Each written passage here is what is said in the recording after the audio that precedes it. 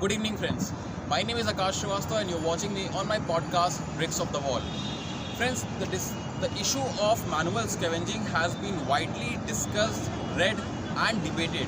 But it's still unfortunate that even today, this activity and this exercise is being widely used in our country. But today, I got very lucky and fortunate that I have a very special guest with us who has spent entire life in manual scavenging and rode the ladder to the top. And recently, she was honored with the fourth highest civilian honor of this nation, that is Padma Shri. Today, we will, in very brief, we will discuss with her that how her journey has been throughout this time.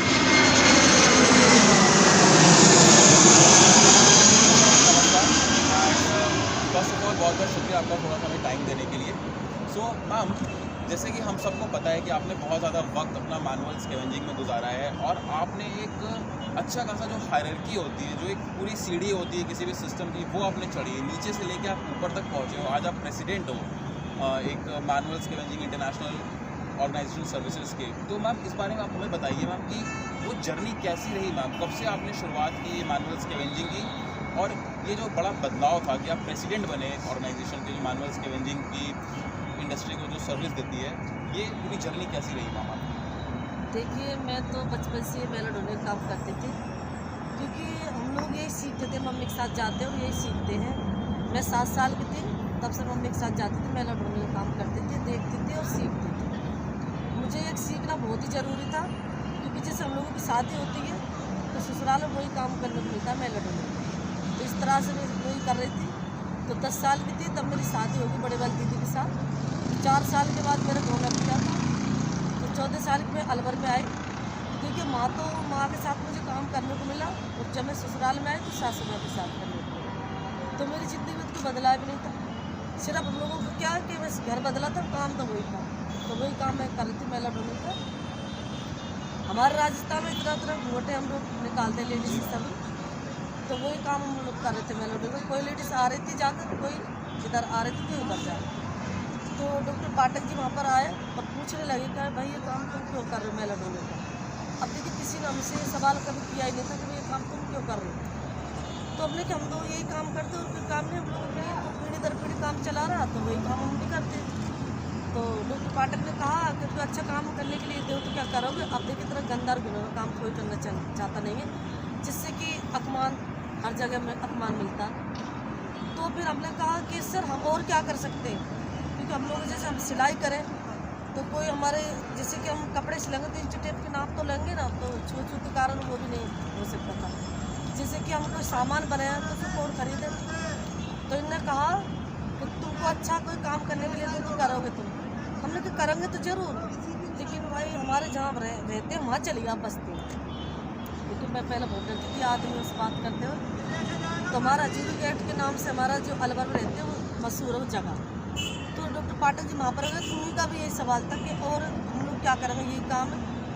तो उन्होंने कहा अच्छा काम करने के लिए दूँगा तुमको। तो फिर हमने, मेरी सासू माँ ने कहा कि बेटा ऐसे मैंने कहा कि काम करने के लिए कह रहे थे, काम छोड़ दो, अच्छा काम कर लो तुम। तो मेरी सास ने कहा बेटा ऐसा कोई नहीं आया कि हमको इस काम से मुक्ति दिला सके। तो इन्होंने कहा कि तुम लोग दिल्ली आओगे डॉक्टर पाठक जी। तो हमने कहा दिल्ली तो हम आ जाएंगे। देखिए, दिल्ली हमको ऐसा लग रहा था जैसे कि अमेरिका। तो मेरी सास ने मना करा कि रहने दो, ऐसा कोई नहीं आया बेटा आज तक कि तुमको इस काम से निकाल सके। तो मेरे पति ने कहा कि अम्मा कोई बात नहीं, काम ना छूटे तो ना सही, तो दिल्ली तो देखे होंगे। तो देखिए, दिल्ली के लोग में यहाँ पर आए थे तो सुलह में बहुत अच्छे सब लोगों का मान सम्मान हो जाता है एकदम, जैसे कि चादर और माला से स्वागत होता। तो स्कूल की लड़कियों ने हमारा स्वागत किया, पहली बार ज़िंदगी में इतना सम्मान मिला था। जब हम लौट के गए थे अपने घर, तो जिन्होंने घर में शौचालय साफ करती थी तो वो मुझसे कहने लगे 2-3 दिन के लिए कहाँ आई थी और हमारे बच्चे बीमार हो रहे हैं, ये पकाना साफ करने के लिए नहीं आई थी। तो मैंने कहा अब तुम्हारे घर में नहीं आऊँगी, मैं लगूँगा काम करने। तुमने क्या क्यों? कहीं नहीं, तुम्हें कोई मैडम बना देगा और काम को छुड़ा देगा। मैंने कहा देखा जाएगा, ना छूटेगा ना से, लेकिन तुम्हारा आऊँगा नहीं काम करने को। क्योंकि मैं सुलभ में देखा, मैंने सुलभ में देखा तो वहाँ पर कोई छूत नहीं, कोई भेदभाव नहीं था, एक बराबर सब लोग। तो फिर वहाँ पर नई दिशा के नाम से डॉक्टर पाठक ने एक संस्था खोली वहाँ पर हम लोगों ने सबसे पहले साफ़ सफाई और पढ़ना लिखना सीखा हम लोगों ने। तो जब हम सामान बनाने लगे तो हम डॉक्टर पाठक जी से कहा कि सर हम लोग सामान तो बना लेंगे, इसको खरीदेगा कौन? क्योंकि यहाँ तो छुआछूत बहुत है, वो तुम्हारी छाया से बहुत दूर रहते, वो सामान हम लोगों को कैसे खाएंगे? तो साहब ने कहा तुम लोग सामान तो बनाओ, सामान मैं खरीदूँगा, सुलभ खरीदेंगे। आज देखिए वो तो खरीद रहे हैं, लेकिन जिनके घर मेला साफ करते थे आज वही लोग सामान खरीद के खा रहे थे। उसी कुर्सी पे मुझे बिठाते, उसमें स्वयं खुद बैठते, उसी गिलास में खुद पानी पीते, उससे मुझे पिलाते। वहाँ पर मुझे पंडित जी बहुत, जगन्नाथ जी के नाम से मंदिर बहुत बड़ा मशहूर है, वो पंडित जी पहले ऐसे थे कि हमको सीढ़ियों पे नहीं बैठन देते थे, लेकिन आज वो पंडित मुझे शादी में कार्ड देते, बुलाते। लड़के की शादी की थी, माँ भी सोने के झुमके ले गई थी, वो शिकार किए थे। लड़की की शादी हुई थी तब भी मैं सोने के झुमके ले गई थी, वो भी शिकार किए। एक साथ जैसे बारात के साथ भोजन कराते, उसी तरह से मेरा मान सम्मान कराया था। और मुझे समाज से कोई शिकायत नहीं है, समाज की मुख्य धारा से मुझे जोड़ दिया डॉक्टर पाठक जी ने, तो मुझे बहुत अच्छा लगता है, क्योंकि सबसे पहले हम लोगों का मान सम्मान कराते हैं, उसके बाद वो अपना कराते हैं। मैम जैसे आपने बताया कि अभी इस वक्त आप प्रेसिडेंट हो manual scavenging international service organisation के, तो आप जो व्यूअर्स हैं जो इस वीडियो को देखेंगे मैम, इस इंटरव्यू को, आप मुझे बताइए कि अभी आपका रोल क्या है मैम? अब आपका जो ग्राउंड रियलिटी, जो ज़मीन पे जो काम है आपका, वो क्या है?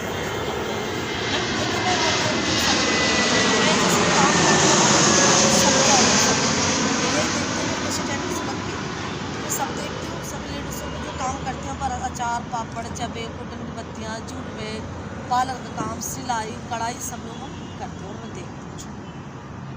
तो जैसे कि मैम आपने मुझे अपने बताया कि जब आप छोटे थे आपका बाल विवाह हुआ, छुआछूत को भी आपने फील किया, मतलब वो उस चीज़ से भी आप गुजरे, फिर जो एक भेदभाव होता है वो भी आपने देखा मैम।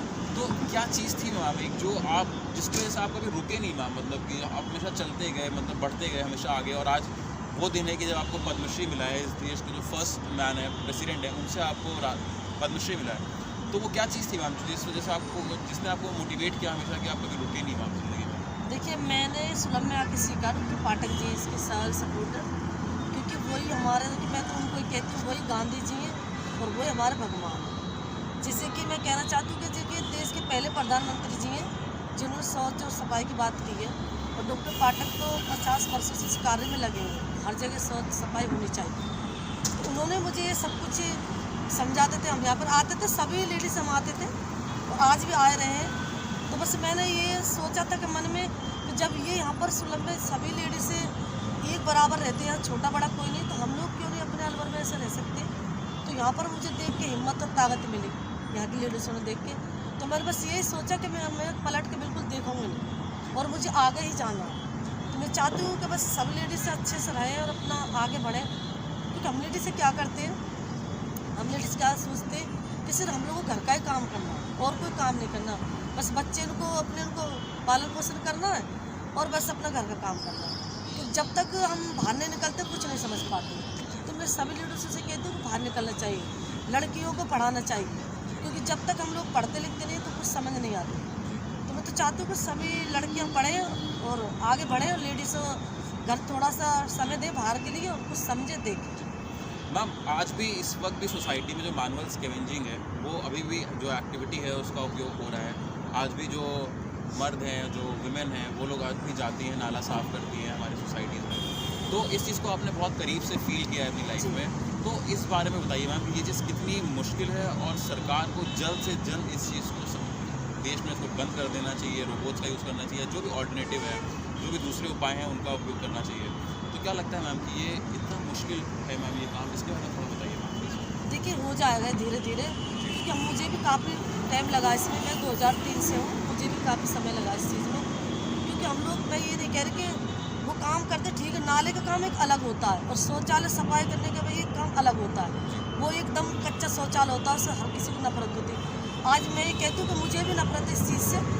मैं ये कहती हूँ कि कोई भी लेडी से कहीं पर भी काम करे तो ये भी कहती हूँ अलग अलग होगा, पक्का वहाँ पर जाऊँगा समझाऊँगी। तो मुझे अच्छा नहीं लगता ये काम बिल्कुल करना, और नहीं करने दूँगी किसी को। मैम सरकार ने पद्मश्री के लिए इस बार कुछ ऐसे चेहरे चुने जिनको न लोग ज़्यादा जानते थे, न जिनके बारे में बात हुई थी, न जिनके बारे में बहुत ज़्यादा लिखा गया था, न डिस्कस किया गया था। बिल्कुल सही। इस कदम को आप कैसे क्या सोचते हो इस बारे में मैम? इसने आपकी ज़िंदगी में क्या बदलाव लाए हैं? देखिए, पहले तो मैंने कभी सपने में नहीं सोचा था कि मुझे पद्मश्री मिलेगा। मैं तो जानती नहीं थी कि पद्मश्री होता क्या है। जी जब मुझे यहाँ पर बताया गया फ़ोन से कि आपको पद्मश्री मिलने वाला है, तो मैंने कि मिल रहा होगा, मुझे क्या पता, क्योंकि मुझे एक बार और पुरस्कार मिल चुका है 80 घाट की सफाई के लिए, जो डॉक्टर पाठक जी का था, उन्होंने मुझे दिलाया था। तो मैंने कि होगा कोई, ठीक है, आ जाऊँ लेने के लिए। तो जब मैं वहाँ पर राष्ट्रपति जी के पास गई तो मुझे इतना अच्छा लगा कि एक मेला ढोने वाले के लिए उन्होंने इतना अच्छा मान सम्मान रखा। वो तो हम लोगों को सम्मान कराए रहे हैं डॉक्टर पाठक जी, लेकिन आज मुझे भारत सरकार ने जो चुना है और मुझे सम्मान दिया है मेला ढोने वाली लेडीज़ के लिए, तो मैं तो उनको धन्यवाद देती हूँ, भारत सरकार को, और जो यहाँ के राष्ट्रपति जी हैं, प्रधानमंत्री जी हैं, उनको भी धन्यवाद देती हूँ, क्योंकि गांधी जी का सपना था, तो उन्होंने गांधी जी का सपना पूरा किया है। क्योंकि मेला ढोने वाले की कोई पहचान नहीं थी, लेकिन आज है कि मुझे सब लोग जाने। अलवर में आप देखिए, आइए वहाँ पर देखिए, इतने बड़े बड़े आदमी आ रहे हैं। कलेक्टर जी मेरे घर पे आए, एसपी जी मेरे घर पे आएंगे, चाय नाश्ता करके गए हैं। बिल्कुल वहाँ पर ऐसा नहीं लग रहा मुझे, और इतने बड़े बड़े लोगों की कॉल आ रही है कि आपने बहुत अच्छा काम किया। लेकिन मैं कहती हूँ मेरा नहीं है, पूरे भारत का सम्मान। मैम, एक आखिरी सवाल मैं आपसे ये पूछना चाहूँगा कि जो औरतें या जो लड़कियाँ अभी भी हमारे गांव में या शहरों में भी जो किसी दिक्कत का सामना कर रही हैं, या जिनके परिवार वाले किसी भी तरीके से जो अंडर प्रेशर हैं, जिन पे किसी भी तरीके का बोझ बनाया जा रहा है, या वो किसी से डर के रह रही हैं, या किसी तरीके का उन पर भेदभाव हो रहा है, उनके लिए मैम आपका एक मैसेज क्या होगा मैम? क्योंकि आपने इस चीज़ को बहुत अच्छे से फील किया है मैम, और इस चीज़ से आप लड़के आप जीत के आप आज यहाँ तक पहुँची हैं, तो उनके लिए आपका एक मैसेज क्या होगा? देखिए, मैं पहले तो सभी घर वालों को भी कहना चाहती हूँ कि उनको रोके नहीं। लड़कियाँ अगर पढ़ रही हैं और वो कहीं नौकरी कर रही हैं तो उन्हें कर रहने दें, क्योंकि हमारे कुछ जेंट्स भी ऐसे होते हैं कि उनको बाहर नहीं जाने देते। तो मैं उनसे रिक्वेस्ट करना चाहती हूँ कि लेडीज़ को बाहर निकले, देखिए कुछ समझे।